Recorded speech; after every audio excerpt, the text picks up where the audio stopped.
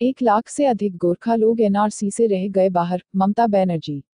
पश्चिम बंगाल की मुख्यमंत्री ममता बनर्जी ने रविवार को कहा कि वे यह जानकर स्तब्ध हैं कि 1 लाख से अधिक गोरखा लोग इस सूची से बाहर रह गए। केंद्र को यह सुनिश्चित करना चाहिए कि कोई भी असली भारतीय एनआरसी से बाहर नहीं रहे। तृणमूल कांग्रेस प्रमुख ने इस बात पर बल दिया कि सभी भारतीय भाइयों और बहनों के साथ इंसाफ होना चाहिए। पार्टी की ओर से जारी एक बयान में उन्होंने कहा, पहले मैं एनआरसी से अनजान थी। जैसे जैसे और सूचनाएं आ रही हैं, हम यह देखकर स्तब्ध हैं कि 1 लाख से अधिक गोरखा लोगों के नाम सूची से बाहर है। उन्होंने कहा, वाकई हजारों हजार असली भारतीयों के नाम सूची से बाहर रह गए हैं, जिनमें सीआरपीएफ और अन्य जवान तथा पूर्व राष्ट्रपति फकरुद्दीन अली अहमद के परिवार के सदस्य भी हैं। राष्ट्रीय नागरिक पंजी एनआरसी शनिवार को जारी किया गया, जिसमें असम में असली भारतीय नागरिकों की पहचान की गई है। चंद्रयान 2 मिशन के लिए बड़ी कामयाबी, ऑर्बिटर से अलग हुआ लैंडर विक्रम। भारत के महत्वाकांक्षी चंद्रयान 2 मिशन को लेकर आज एक बड़ी खबर आई। इसरो के वैज्ञानिकों ने आज चंद्रयान 2 के ऑर्बिटर से लैंडर विक्रम को सफलतापूर्वक अलग कर दिया। भारतीय अंतरिक्ष अनुसंधान संगठन इसरो चंद्रयान 2 को पहले ही चंद्रमा का कक्षा में प्रवेश करा चुका है। इसके बाद आज इसरो ने चंद्रयान 2 के ऑर्बिटर से लैंडर विक्रम को अलग करने की प्रक्रिया की। इस प्रक्रिया से चंद्रयान 2 चांद के ओर करीब पहुंच गया है। आज यानी 2 सितंबर को लैंडर विक्रम ऑर्बिटर से अलग होने के बाद यह 7 सितंबर को चंद्रमा के दक्षिणी ध्रुव पर उतरेगा। दक्षिण ध्रुव पर पहुंचने वाला भारत दुनिया का पहला देश होगा। भारत से पहले रूस, अमेरिका और चीन चांद की सतह पर पहुंच चुके हैं, लेकिन वे चंद्रमा के दक्षिणी ध्रुव पर कभी नहीं पहुंचे हैं। इसरो के एक अधिकारी ने बताया कि जी हां, यह सफलतापूर्वक अलग हो गया। लैंडर अब 7 सितंबर को चांद के दक्षिणी ध्रुव क्षेत्र में रात 1:55 पर सॉफ्ट लैंडिंग करेगा। लैंडर के चांद की सतह पर उतरने के बाद इसके भीतर से प्रज्ञान नाम का रोवर बाहर निकलेगा और अपने 6 पहियों पर चलकर चांद की सतह पर अपने वैज्ञानिक प्रयोगों को अंजाम देगा। इसरो के वैज्ञानिकों का कहना है कि चांद पर सॉफ्ट लैंडिंग चंद्र मिशन 2 का सबसे जटिल चरण है। यदि सब कुछ ठीक रहता है तो अमेरिका, रूस और चीन के बाद भारत चांद पर सॉफ्ट लैंडिंग करने वाला दुनिया का चौथा देश बन जाएगा। इसके साथ ही अंतरिक्ष इतिहास में भारत चंद्रमा के दक्षिणी ध्रुव क्षेत्र में उतरने वाला दुनिया का पहला देश बन जाएगा। गेट 2020 पंजीकरण GUAPS लिंक गेट पर सक्रिय। भारतीय प्रौद्योगिकी संस्थान IIT दिल्ली ने गेट 2020 पंजीकरण के लिए लिंक सक्रिय कर दिया है। गेट या graduate aptitude test in engineering 2020 फरवरी के महीने में आयोजित किया जाएगा। इच्छुक और योग्य उम्मीदवारों को आधिकारिक वेबसाइट gate.iit.ac.in पर ऑनलाइन आवेदन करना होगा। आवेदन पत्र GUAPS या गेट ऑनलाइन आवेदन प्रसंस्करण प्रणाली पर भरे जाएंगे। उम्मीदवारों को ऑनलाइन आवेदन भरने से पहले सूचना बुलेटिन के माध्यम से जाने की सलाह दी जाती है। कृपया याद रखें कि एक उम्मीदवार गेट परीक्षा में केवल एक विषय चुन सकता है। दस्तावेजों की सूची जो उम्मीदवारों को ऑनलाइन आवेदन करने से पहले होनी चाहिए। आवेदन करने के लिए उम्मीदवार सक्रिय लिंक URL जा सकते हैं। प्रेरणा ऐप विरोधी मोर्चा शिक्षक कर्मचारी संघर्ष को लेकर बुद्धि शुद्धि यज्ञ कार्यक्रम की अध्यक्षता राज्य कर्मचारी संयुक्त परिषद के अध्यक्ष रूपेश श्रीवास्तव ने किया और संचालन शिक्षक कर्मचारी नेता भारतेंदु यादव ने किया। बुद्धि शुद्धि यज्ञ कार्यक्रम को करते हुए दिग्विजय राय, ब्लॉक अध्यक्ष प्राथमिक शिक्षक संघ बड़हलगंज, शिक्षक नेता रमेश मणि त्रिपाठी व अमरेंद्र शाही ने संयुक्त रूप से कहा कि प्रेरणा ऐप लागू करने से पूर्व सड़क 5 शिक्षकों को आवासीय भत्ते के स्थान पर आवास उपलब्ध कराया जाए, सुदूर स्थित विद्यालयों पर यातायात की समुचित व्यवस्था की जाए, जहां बिजली, सड़क नहीं है वहां व्यवस्था कराई जाए। कार्यक्रम का संचालन कर रहे शिक्षक कर्मचारी नेता भारतेंदु यादव ने कहा कि सर्वप्रथम शिक्षकों से शिक्षा व राष्ट्रीय कार्य के अतिरिक्त अन्य कोई भी कार्य न करवाया जाए। साथ ही जिस दिन सरकार शिक्षक शिक्षिकाओं का स्थानांतरण नजदीक मनचाहा विद्यालयों पर कर देती है और चिकित्सा सुविधा सुविधा लागू कर देती है, उसी दिन हम सरकार के प्रेरणा ऐप को सहृदय स्वीकार कर लेंगे। कार्यक्रम की अध्यक्षता कर रहे परिषद के अध्यक्ष रूपेश श्रीवास्तव कहा कि परिषद सदैव कर्मचारियों की लड़ाई लड़ता रहेगा और सरकार की गलत नीतियों का पुरजोर विरोध करते हैं। कार्यक्रम में मुख्य रूप से शिक्षक नेता आशुतोष नायक, अभिषेक गुप्ता अध्यक्ष स्टेट मोर्चा, कर्मचारी परिषद से फूलचंद मौर्य, इजहार अली, इंद्रजीत दुबे, सुषमा त्रिपाठी। विशाल राय, प्रीति सिंह, इंद्रमणि यादव, ममता कुरील, शैलेंद्र मोहन, अंजू यादव, अजमेर अली, अरविंद यादव, अभिमन्यु, चंद्रभान, मनीष कुमार सहित दर्जनों शिक्षक कर्मचारी उपस्थित रहे। 83 तेजस लड़ाकू विमानों की कीमत के मुद्दे को रक्षा मंत्रालय ने दिया अंतिम रूप। रक्षा मंत्रालय के महानिदेशक खरीद अपूर्व चंद्र ने गुरुवार को कहा कि 83 तेजस हल्के लड़ाकू विमान LCA की कीमत के मुद्दे को अंतिम रूप दे दिया गया है।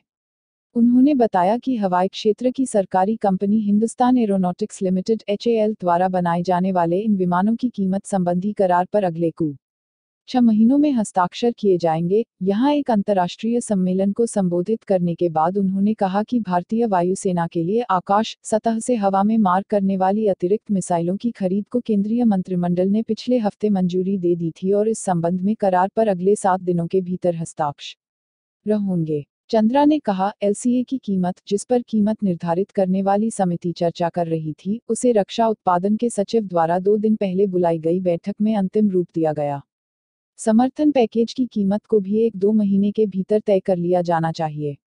इस प्रकार से हम 3 से 4 महीने के भीतर विमान के लिए एक करार पर हस्ताक्षर करने की स्थिति में होंगे। हिंद प्रशांत क्षेत्र में चीन से टक्कर लेंगे भारत जापान। हिंद प्रशांत क्षेत्र में चीन से टक्कर लेने के लिए भारत और जापान साथ आएंगे। पीएम मोदी और जापान के प्रधानमंत्री शिंजो आबे के बीच गुरुवार को हुई मुलाकात में इस रणनीतिक क्षेत्र में सहयोग बढ़ाने पर सहमति बन गई है।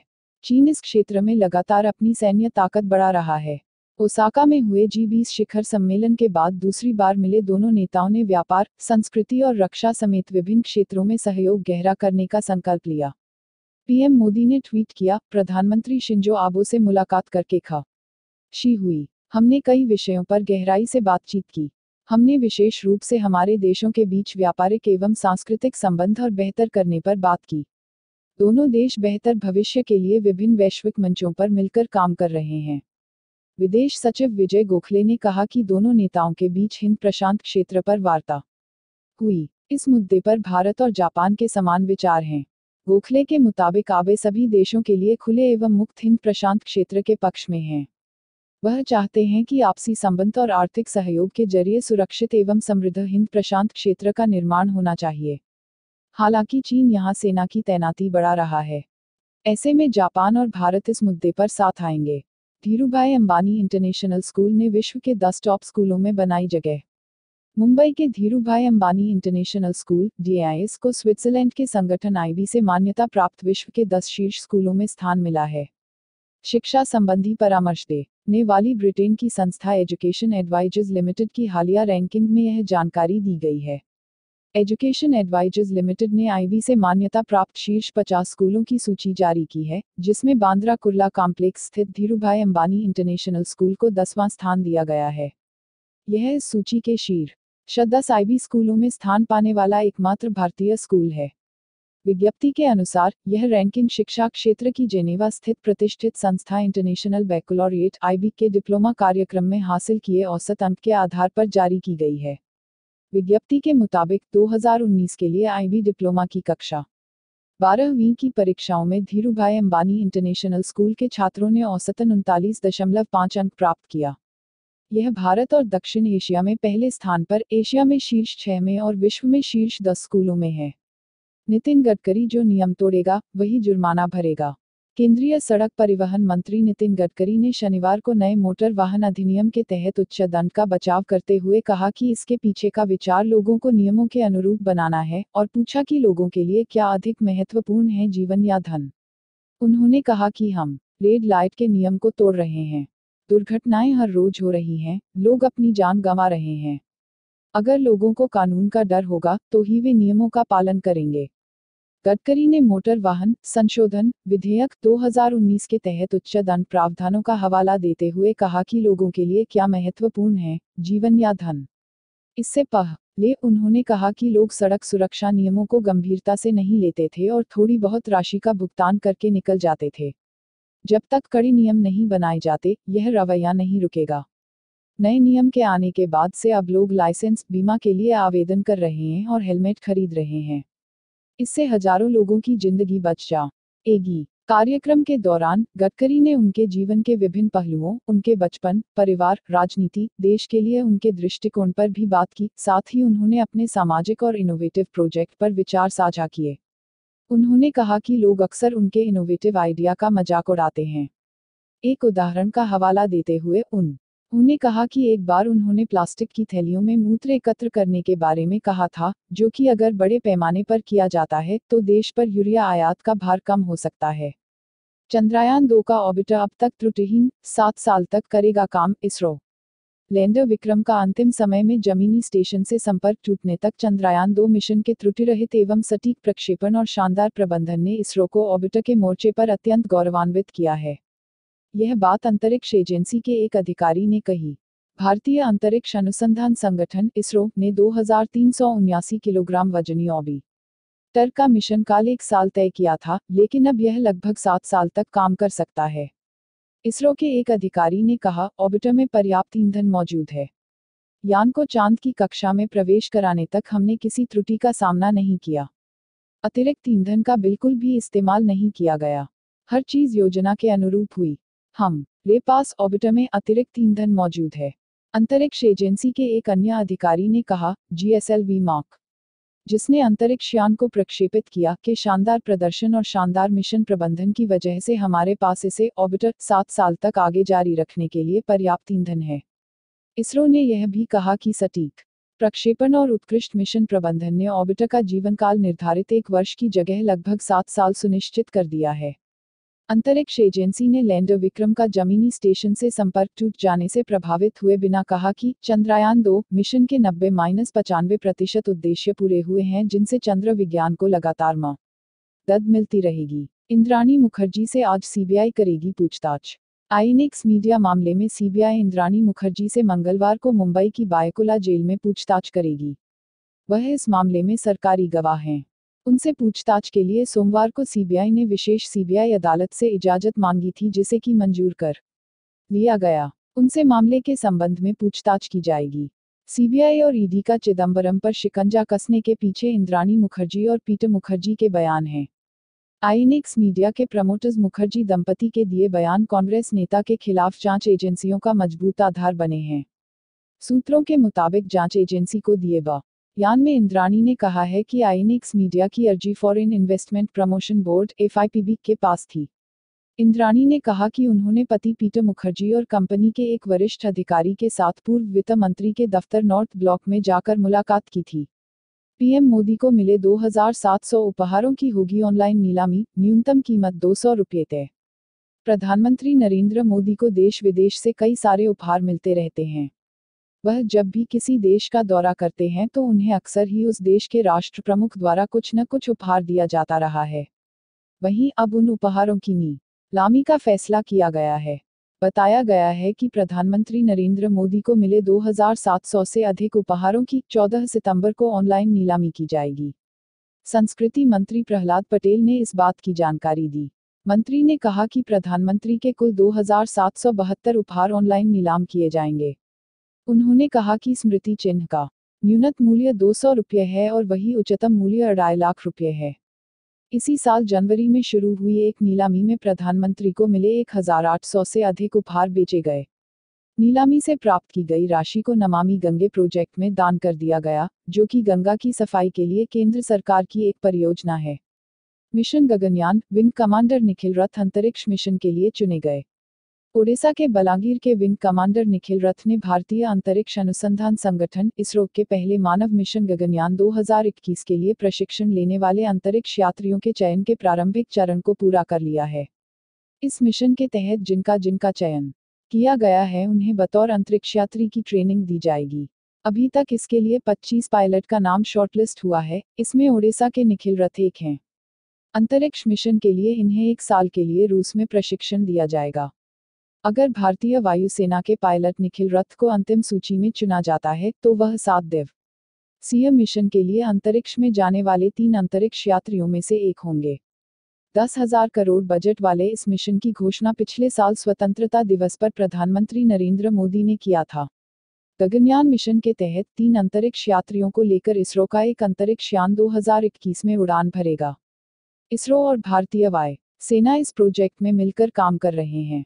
वायुसेना अपने पायलटों में से चयन करके 3 अंतरिक्ष यात्री इसरो को देगी।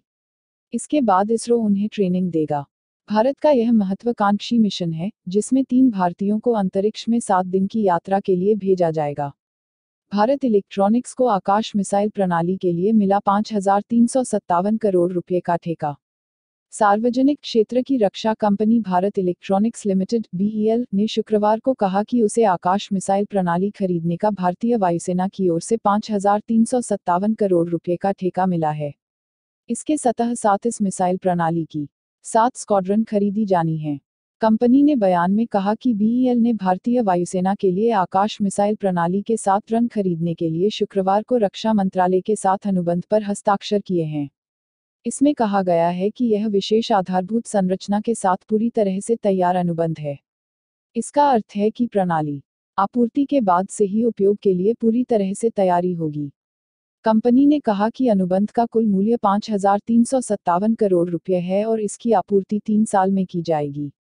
इन प्रणालियों को देश भर में वायुसेना के लिए 7 स्थानों पर लगाया जाएगा। पाकिस्तान से प्याज नहीं लेगा भारत, एमएमटीसी ने सूची से किया बाहर। सार्वजनिक क्षेत्र की कंपनी एमएमटीसी ने टेंडर में सुधार किया है और सूची से पाकिस्तान को बाहर कर दिया है। इससे पहले उसने पाकिस्तान को उन देशों में से एक बताया था जहां से वह प्याज आयात करना चाहता है। माना जा रहा है कि कंपनी ने ऐसा विरोध के स्वर उठने के बाद किया है। कंपनी ने 2,000 टन प्याज का आयात करने की अपनी निविदा में सुधार करते हुए यह निर्देश दिया था। पिछले सप्ताह एमएमटीसी ने एक निविदा जारी करते हुए पाकिस्तान, मिस्र, चीन, अफगानिस्तान और अन्य क्षेत्रों से प्याज आयात करने की घोषणा की थी। इससे राजनीतिक निकायों और किसानों की ओर से विरोध के स्वर उठने लगे थे। एमएमटीसी ने इसके बाद अपनी निविदा में सुधार करते हुए कहा कि बोली लगाने वाली कंपनियां पाकिस्तान को छोड़कर किसी भी अन्य क्षेत्र अथवा देश से प्याज मंगा सकती हैं। जम्मू कश्मीर को विशेष दर्जा देने वाले संविधान के अनुच्छेद 370 को निष्प्रभावी कर दिए जाने के बाद से ही भारत और पाकिस्तान के रिश्ते तनावपूर्ण बने हुए हैं। पाकिस्तान ने इसके बाद से ही भारत के साथ अपने व्यापारिक रिश्तों को निलंबित कर दिया है। एआईसीसी, पाकिस्तान को जीएसपी सूची से बाहर किया जाए। Europe India Chamber of Commerce (AICC) ने यूरोपीय कमीशन में EU commissioner of trade Cecilia Malmstrom को एक खत लिखा है, जिसमें पाकिस्तान से generalised system of preference (GSP plus) status वापस लेने की मांग की गई है। इसमें इसके पीछे का कारण पाकिस्तान में सिख, हिंदू और ईसाई समुदाय पर होने वाला अत्याचार बताया गया है। इस खत पर 12 सितंबर की तारीख पड़ी है। एआईसीसी ने इसमें अल्पसंख्यक समुदाय की लड़कियों के जबरन धर्म परिवर्तन कराए जाने के मामलों पर भी प्रकाश डाला है। खत में लिखा है, मैडम कमिश्नर, पाकिस्तान ईसाई, सिख और हिंदुओं का नरसंहार कर रहा है, जिससे हम काफी चिंतित हैं। अल्पसंख्यकों ने पाकिस्तान में ऐतिहासिक और वर्तमान धार्मिक उत्पीड़न और व्यवस्थित हिंसा का अनुभव किया है। ये सब जबरन धर्मांतरण, प्रलेखित नरसंहार, विध्वंस और गिरजाघरों और मंदिरों के विनाश के साथ साथ शैक्षिकी केंद्रों के विनाश के रूप में सामने आते रहे हैं। खत में लिखा है कि पाकिस्तान में ईसाई, हिंदू और सिख कोर्ट के आगे शक्तिहीन हैं।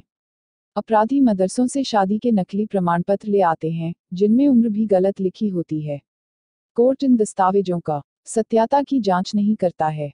ईसाई और अन्य अल्पसंख्यक समुदाय आतंकियों के लिए आसान निशाना होते हैं।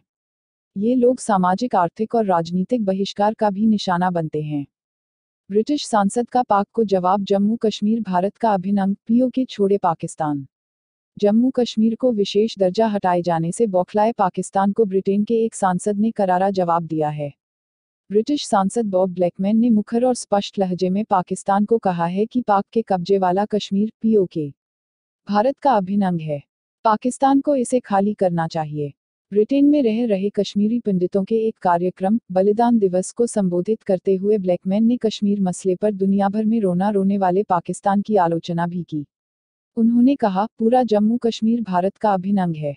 पाकिस्तान को पीओके को खाली करना चाहिए। उत्तरी लंदन से सांसद ब्लैकमैन ने कहा, जो लोग कश्मीर पर संयुक्त राष्ट्र (यूएन) के प्रस्ताव का पालन करने की बात करते हैं, वे यूएन के पहले प्रस्ताव को नजरअंदाज कर रहे हैं, जिसमें साफ तौर पर कहा गया है कि पीओके जम्मू कश्मीर का हिस्सा है। उन्होंने कहा कि इसे जम्मू कश्मीर में मिलाने के लिए पाकिस्तानी फौज को पीओके खाली कर देना चाहिए। कार्यक्रम का आयोजन कश्मीरी पंडित कल्चरल सोसाइटी और ऑल इंडिया कश्मीरी समाज (AIKS) ने किया था। सरकारी कर्मचारियों की रिटायरमेंट उम्र बदलने की तैयारी। केंद्र सरकार अपने अधिकारियों और कर्मचारियों की सेवानिवृत्ति आयु को कम करने जा रही है। हालांकि अभी जो प्रपोजल तैयार हुआ है, उसके तहत सेवानिवृत्ति की आयु 2 तरीके से तय होगी। पहला, कर्मचारी ने अगर 33 साल की सेवा पूरी कर ली हो या उसकी खुद की आयु 60 साल हो गई हो।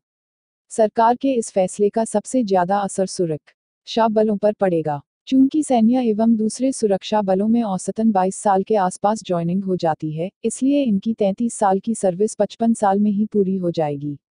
वहीं इस फैसले पर सरकार की दलील है कि यह कोई नई पहल नहीं है, 7वें वेतन आयोग में भी इसका जिक्र किया गया है।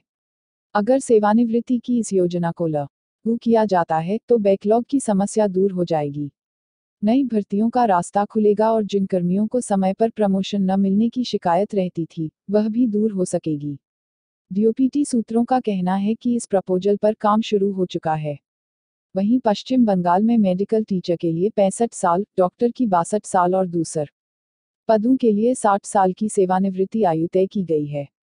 सभी पदों के लिए आंध्र प्रदेश में 60, त्रिपुरा में 60, कर्नाटक में 60, असम में 60, बिहार में 60, मेघालय में 60, मध्य प्रदेश में 60, छत्तीसगढ़ में 60, नागालैंड में 60, गुजरात में 60, उत्तराखंड में 60, उत्तर प्रदेश में 60 और सिक्किम में 60 साल की आयु में रिटायरमेंट होती है। मानवाधिकारों पर ऑडिट हुआ तो अंतिम आएगा पाकिस्तान, जयशंकर। विदेश मंत्री एस जयशंकर ने अंतर्राष्ट्रीय मंचों पर भारत पर मानवाधिकारों के उल्लंघन का आरोप लगाने वाले पाकिस्तान को आईना दिखाया। जयशंकर ने मंगलवार को पाक में मानवाधिकारों की स्थिति पर तंज कसते हुए कहा कि आज अगर मानवाधिकारों पर ऑडिट होगा तो मैं विश्वास के साथ कह सकता हूं कि अंतिम कौन आएगा। दूसरी ओर पाक ने अंतर्राष्ट्रीय समुदाय से पीओके पर भारत के बयान का संज्ञान लेने का आग्रह किया। मोदी सरकार के दूसरे कार्यकाल के 100 दिन में विदेश मंत्रालय की उपलब्धियां गिनाते हुए जयशंकर ने कहा कि पाकिस्तान में अल्पसंख्यकों का हालत किसी से छिपी नहीं है। यहाँ एक देश है जो दूसरे देशों में मानवाधिकारों पर बात करता है। वहाँ अल्पसंख्यकों के साथ कैसा व्यवहार होता है। मुझे लगता है कि पिछले 70 सालों में वहाँ अल्पसंख्यकों की संख्या नाटकीय रूप से कम हुई है। सिंध में जो हो रहा है, वह पहली बार नहीं हुआ। सिख लड़कियों के अपहरण के मामले पहले भी आते रहे हैं। पाकिस्तान में अल्पसंख्यक लड़कियों के अपहरण और जबरन धर्मांतरण को लेकर मंत्रालय से विभिन्न सामाजिक संगठनों के अलावा सिख संगठनों के प्रतिनिधित्व मिले हैं। हमने इस चिंता को पाकिस्तान सरकार से साझा किया है और इस पर तुरंत कार्रवाई करने को कहा है। दुनिया की सबसे बड़ी युवा शक्ति है भारत के पास। भारत में विश्व के सर्वाधिक युवा बसते हैं। यहाँ लगभग 1/3 व्यक्तियों की उम्र 15 से 29 वर्ष के बीच है। विश्व में सर्वाधिक युवा देश के रूप में भारत ने रिकॉर्ड कायम किया है, चूंकि यहाँ की 64% जनसंख्या श्रमशील आयु वर्ग में आती है। 2020 तक देश की औसत आय 29 वर्ष होगी। भारत ने सर्व शिक्षा अभियान, सभी के लिए शिक्षा कार्यक्रम और निःशुल्क एवं अनिवार्य शिक्षा बाल अधिकार आरटीई अधिनियम जैसे उल्लेखनीय कानून को लागू करके शिक्षा तक सबकी पहुंच सुनिश्चित करने में महत्वपूर्ण प्रगति की है। प्राथमिक शिक्षा में लगभग सार्वभौमिक दाखिला हो चुका है और ग्रामीण क्षेत्रों के लगभग सभी बच्चों की पहुंच प्राथमिक स्कूलों तक हो चुकी है जो कि उनके घरों के 1 किलोमीटर के दायरे में स्थित हैं। 2009 में जहां स्कूली सुविधा से वंचित बच्चों की संख्या 8 मिलियन थी, वहीं 2014 में उसकी संख्या गिरकर 6 मिलियन हो गई है। इन उपलब्धियों के बावजूद अनेक चुनौतियां कायम हैं। शिक्षा की उपलब्धता की चुनौती के बाद अब उत्तम शिक्षण और समानता को सुनिश्चित करने की जरूरत है। भारत में लगभग 1/3 बच्चे प्राथमिक शिक्षा पूरी होने से पहले ही स्कूल छोड़ देते हैं। जो बच्चे स्कूल नहीं जाते, उनमें से अधिकतर अनुसूचित जातियों और अनुसूचित जनजातियों सहित कमजोर और सीमांत तबकों, धार्मिक अल्पसंख्यक समूहों के बच्चे और विकलांग बच्चे होते हैं। इस बात के प्रमाण भी मिले हैं कि बच्चे अपेक्षित स्तर तक नहीं सीख पाते। अदालत, मनी लॉन्ड्रिंग देश की एकता और वित्तीय व्यवस्था के लिए गंभीर खतरा। दिल्ली की एक अदालत ने कहा कि धन शोधन, मनी लॉन्ड्रिंग, न सिर्फ वित्तीय व्यवस्था के लिए गंभीर चुनौती है, बल्कि देश की एकता और अखंडता के लिए भी खतरा है। इसके साथ ही अदालत ने एक व्यक्ति को बाघ के अंगों की तस्करी के जुर्म में 4 साल के कठोर कारावास की सजा सुनाई। विशेष न्यायाधीश संतोष स्नेहीमान ने सूरजभान को मनी लॉन्ड्रिंग रोकथाम अधिनियम की धारा 3 और 4 के तहत मनी लॉन्ड्रिंग करने के लिए सजा सुनाई और 10,000 रुपये का जुर्माना लगाया। बाघ के अंगों की तस्करी के आरोप में 7 सितंबर 2013 को सूरजभान और नरेश को गिरफ्तार किया गया था। इन पर वन्यजीव संरक्षण कानून और मनी लॉन्ड्रिंग कानून के तहत मुकदमा दर्ज कराया गया था। अदालत ने कहा, धनशोधन न सिर्फ वित्तीय व्यवस्था के लिए गंभीर चुनौती है, बल्कि देश की एकता और अखंडता के लिए भी खतरा है। अंतर्राष्ट्रीय समुदाय की पहल के अनुसार ही धनशोधन रोकथाम अधिनियम को लागू किया गया है, ताकि अपराध के चलते उपजे धनशोधन की चुनौतियों का मुकाबला किया जा सके।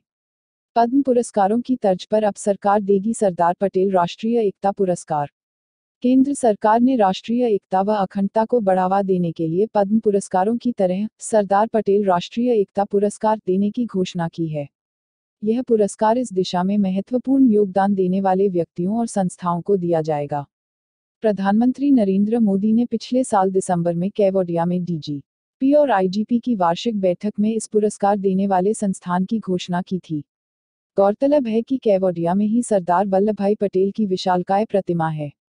गृह मंत्रालय की अधिसूचना के अनुसार यह सम्मान मजबूत और संयुक्त भारत के मूल्यों पर बल देने और एकता व अखंडता को बढ़ावा देने वालों को प्रोत्साहित करने के लिए दिया जाएगा। जाति, पेशा, पद और लिंग का भेद किए बिना कोई भी व्यक्ति जो इस दिशा में उत्कृष्ट कार्य करेगा, पुरस्कार पाने का हकदार होगा।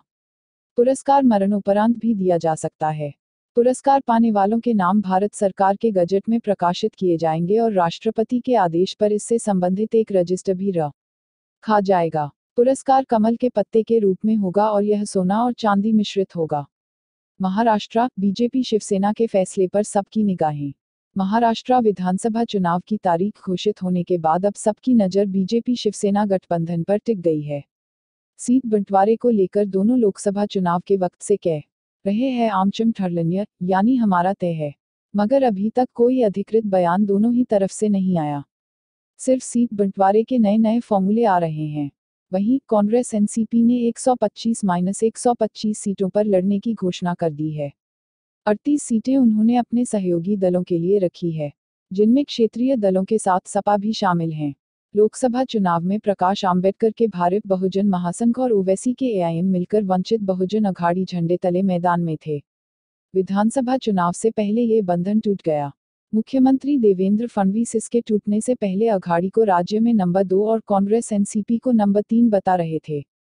महाराष्ट्र में लोकसभा चुनाव न लड़ने वाली आप विधानसभा में मैदान में उतरेगी, जबकि उस वक्त सिर्फ बीजेपी शिवसेना के विरुद्ध प्रचार करने वाले मनसे प्रमुख राज ठाकरे सोच में पड़े हैं कि विधानसभा में ताल ठोंके या नहीं। हालांकि उनकी पार्टी के सूत्र 100 उम्मीदवारों के चुनाव में उतरने का दावा कर रहे हैं। मनसे को उम्मीद थी कि कांग्रेस एनसीपी उसे अपने गठजोड़ में शामिल करेगी, मगर कांग्रेस इसके बिल्कुल पक्ष में नहीं है। पाक पर मोदी का करारा वार, कहा अनुच्छेद 370 पर उन्हें दिक्कत, जिनसे अपना देश नहीं संभल रहा। प्रधानमंत्री नरेंद्र मोदी ने ह्यूस्टन में हाउडी मोदी कार्यक्रम में डोनाल्ड ट्रंप को 2020 में पुनः निर्वाचित करने के लिए रविवार को लोगों का उत्साहवर्धन करते हुए कहा, अब की बार ट्रंप सरकार। अमेरिका के राष्ट्रपति ट्रंप भी 50,000 भारतीय अमेरिकियों के जनसमूह वाले इस कार्यक्रम में शामिल हुए थे। कार्यक्रम में मोदी और ट्रंप मजबूती से एक दूसरे का हाथ पकड़े हुए ढोल नगाड़ों की आवाज और दर्शकों के जोश के बीच मंच पर पहुंचे। कई दर्शकों ने हाउडी मोदी लिखी टी शर्ट पहन रखी थी। ट्रंप का स्वागत करते हुए मोदी ने कहा कि पहले भी हमारे बीच कुछ मुलाकातें हुई है और हर बार वह गर्मजोशी, मित्रतापूर्वक, ऊर्जावान तरीके से मिलते हैं तथा उन तक आसानी से पहुंच रहती है। मैं नेतृत्व और अमेरिका के लिए उनकी चाहत की भी प्रशंसा करता हूं। मोदी ने अपने सफल चुनावी नारे अब की बार मोदी सरकार को नया रूप देते हुए कहा कि अब की बार ट्रंप सरकार। इस पर ट्रंप मुस्कुराए। कश्मीर घाटी, छिपे हैं करीब 275 आतंकी। कश्मीर घाटी में करीब 275 आतंकियों की मौजूदगी के बावजूद मौजूदा शांति को सुरक्षा एजेंसियां सुकून का सबब नहीं बल्कि बड़े खतरे का संकेत मान रही हैं। सुरक्षा एजेंसियों की मुसीबत है कि उन्हें इन छिपे आतंकियों के ठिकानों की सटीक खुफिया जानकारी नहीं मिल पा रही है। लिहाजा सुरक्षा बल इससे पहले कि ये आतंकी कोई बड़ी वारदात करें, उनके खात्मे के काम को अंजाम नहीं दे पा रहे हैं। खुफिया सूचना के लिए दूर दराज के स्थानीय लोगों का असहयोगी सका बड़ा कारण माना जा रहा है।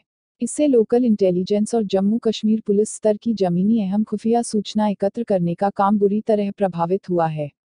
दूसरी तरफ आतंकी भी पूरी घाटी में फैलकर छिपे बैठे हैं और किसी वारदात को अंजाम नहीं दे रहे हैं। एजेंसियों का मानना है कि ऐसा किसी खास योजना के तहत किया जा रहा है। सेना और खुफिया एजेंसियों को मिली जानकारी के मुताबिक पाकिस्तानी एजेंसी ने इन आतंकियों को अगला आदेश मिलने तक शांत बैठे रहने को कहा है। खुफिया सूचना के मुताबिक घाटी में फिलहाल करीब 109 विदेशी और 166 स्थानीय आतंकी हैं। उन्नाव केस, सुप्रीम कोर्ट ने जांच के लिए सीबीआई को दिया 15 दिन का और समय। सुप्रीम कोर्ट ने केंद्रीय जांच ब्यूरो को उन्नाव दुष्कर्म पीड़िता की दुर्घटना के मामले की पूरी जांच करने के लिए 15 दिनों का और समय दिया है। इस दुर्घटना में पीड़िता, इसके परिवार के सदस्य और वकील गंभीर रूप से घायल हो गए थे। सीबीआई की ओर से पेश हुए सॉलिसिटर जनरल तुषार मेहता ने न्यायमूर्ति दीपक गुप्ता और न्यायमूर्ति अनिरुद्ध बोस की खंडपीठ से अधिक समय की मांग करते हुए कहा कि पीड़िता के वकील अभी भी बेहोश हैं और उनका बयान दर्ज नहीं किया गया है।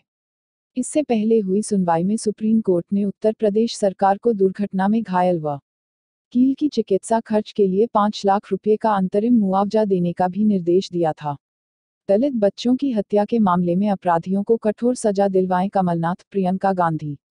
कांग्रेस महासचिव प्रियंका गांधी ने मध्य प्रदेश के शिवपुरी जिले में 2 अनुसूचित जाति के बच्चों को कथित तौर पर पीट पा टक्कर मार डालने की घटना की निंदा करते हुए गुरुवार को कहा कि मुख्यमंत्री कमलनाथ दोषियों के खिलाफ कठोर कार्रवाई सुनिश्चित कराएं।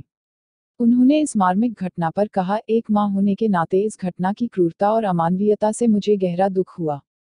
इन बच्चों का क्या दोष था और इनकी मां पर क्या बीत रही होगी। कमलनाथ जी से अनुरोध है कि अपराधियों को कठोर सजा दिलवाई जाए और सुनिश्चित किया जाए कि भविष्य में भी ऐसी हिंसक और निंदनीय घटनाएं न हों। बता दें कि मध्य प्रदेश के शिवपुरी जिले के भावखेड़ी गांव में बुधवार की सुबह पंचायत भवन के सामने शौच करने पर 2 व्यक्तियों ने 2 अनुसूचित जाति के बच्चों को कथित तौर पर पीट कर मार डाला। शारदा घोटाला, आईपीएस राजीव कुमार की जमानत याचिका पर सीबीआई ने पेश की दलीलें। केंद्रीय अन्वेषण ब्यूरो सीबीआई ने शारदा चिटफंड घोटाला मामले में कोलकाता के पूर्व पुलिस आयुक्त राजीव कुमार की अग्रिम जमानत याचिका पर शुक्रवार को कलकत्ता उच्च न्यायालय में दलीलें पेश की। एजेंसी के वकील ने बंद कमरे में सुनवाई कर रही खंडपीठ के समक्ष अपनी दलीलें रखी। अदालत ने मामले की सुनवाई सोमवार तक स्थगित कर दी। कुमार के वकीलों ने न्यायमूर्ति एस मुंशी और न्यायमूर्ति एस दासगुप्ता की खंडपीठ के समक्ष गुरुवार को उनकी अग्रिम जमानत याचिका के पक्ष में अपनी दलीलें रखी थी। अलीपुर जिला एवं सत्र अदालत ने 21 सितंबर को कुमार की अग्रिम जमानत याचिका खारिज कर दी थी। केंद्रीय जांच एजेंसी ने अतिरिक्त पुलिस महानिदेशक सीआईडी के पद पर आसीन कुमार को करोड़ों रुपए के शारदा चिटफंड घोटाला मामले में एक गवाह के रूप में पूछताछ के लिए पेश होने के लिए कई नोटिस दिए थे। हालांकि वह सीबीआई के समक्ष पेश नहीं हुए और हर बार उन्होंने और समय मांगा। शारदा ग्रुप ऑफ कंपनीज ने ऊंचे रिटर्न का वादा कर लाखों लोगों को 2500 करोड़ रुपए का कथित रूप से चूना लगाया था। कुमार पर इस मामले में अहम सबूतों के साथ छेड़छाड़ करने का आरोप है। विदिशा मैत्रा ने यूएन में इमरान खान को दिया करारा जवाब। संयुक्त राष्ट्र महासभा में पाकिस्तान के प्रधानमंत्री इमरान खान ने भारत को लेकर झूठ का पुलिंदा गढ़ा। हालांकि उनका झूठ ज्यादा देर नहीं चल पाया क्योंकि भारत ने राइट टू रिप्लाई का इस्तेमाल करते हुए कहा उनके झूठ का न केवल पर्दाफाश किया बल्कि उसे हकीकत का आईना भी दिखाया। खान के प्रोपेगेंडा को ध्वस्त करने की जिम्मेदारी विदेश मंत्रालय की प्रथम सचिव विदिशा मैत्रा को मिली। वह यूएन मिशन में भारत की सबसे नई अधिकारी हैं। भारतीय विदेश सेवा की अधिकारी विदिशा मैत्रा 2009 बैच की अधिकारी हैं। साल 2008 में उन्होंने लोक सेवा की परीक्षा पास की थी। उन्हें पूरे देश में 39वीं रैंक मिली थी। 2009 में उन्हें विदेश मंत्रालय में बेस्ट ऑफिसर ट्रेनी का गोल्ड मेडल मिला था। Permanent mission of India to the UN की आधिकारिक वेबसाइट के अनुसार वे संयुक्त राष्ट्र में वह भारतीय मिशन की सबसे जूनियर सदस्य हैं। संयुक्त राष्ट्र में तैनाती के बाद उन्हें पहली जिम्मेदारी सुरक्षा परिषद रिफॉर्म से जुड़े मुद्दे देखने की मिली। वह यूएन में सुरक्षा काउंसिल सुधार, सुरक्षा काउंसिल, पड़ोस, क्षेत्रीय मुद्दे से जुड़े मामले देखती हैं। विशेष राजनीतिक मिशंस में भी विदिशा की अहम भूमिका होती है। गृह मंत्रालय को असम राइफल्स का संचालन नियंत्रण देने से चीन सीमा पर निगरानी प्रभावित होगी। सेना ने गृह मंत्रालय के उस प्रस्ताव को लाल झंडी दिखा दी है जिसके तहत असम राइफल्स के संचालन नियंत्रण की जिम्मेदारी मंत्रालय अपने पास लेना चाहता है। सेना का कहना है कि इस कदम से चीन के साथ लगने वाली देश की संवेदनशील सीमा की निगरानी का काम गंभीर रूप से प्रभावित होगा, वह भी तब जब चीन भारत के साथ लगने वाली सीमा पर बुनियादी सैन्य ढांचे को मजबूत कर रहा है। शीर्ष सैन्य सूत्रों ने कहा कि इस प्रस्ताव से चिंतित सेना ने रक्षा मंत्रालय के साथ इस मुद्दे को पिछले हफ्ते गंभीरता से उठाया है और उससे इस मामले में तत्काल हस्तक्षेप का अनुरोध करते हुए कहा कि वह बताए कि करीब 185 साल पुराने असम राइफल्स का संचालन नियंत्रण गृह मंत्रालय को सौंपे जाने के राष्ट्रीय सुरक्षा के लिए गंभीर निहितार्थ होंगे। प्रधानमंत्री नरेंद्र मोदी की अध्यक्षता वाली सुरक्षा मामलों की मंत्रिमंडलीय समिति (CCS) के गृह मंत्रालय के उस प्रस्ताव पर विचार करने की संभावना है जिसके तहत असम राइफल्स को भारत तिब्बत सीमा पुलिस (ITBP) के साथ मिलाने और उनका संयुक्त संचालन नियंत्रण उसे देने की बात है। एक शीर्ष सैन्य अधिकारी ने नाम न जाहिर करने का अनुरोध करते हुए बताया, सेना से असम राइफल्स का संचालन नियंत्रण लेकर इसे गृह मंत्रालय को स्थानांतरित करने से चीन के साथ लगने वाली वास्तविक नियंत्रण रेखा पर निगरानी का काम गंभीर रूप से बाधित होगा। DGCA ने स्पाइसजेट के 2 पायलटों को 4 महीने के लिए किया निलंबित। नागर विमानन महानिदेशालय DGCA ने विमान में एयर प्रेशर फेल्योर को लेकर स्पाइसजेट के 2 पायलटों को 4 महीने के लिए निलंबित कर दिया है। दरअसल 13 जून को हैदराबाद से जयपुर के लिए उड़ान निर्धारित की गई थी और इसी दौरान विमान में एयर प्रेशर फेल्योर की घटना हुई थी। बता दें कि इससे पहले भी DGCA के नियमों के उल्लंघन के चलते स्पाइसजेट के कई पायलटों को निलंबित किया जा चुका है।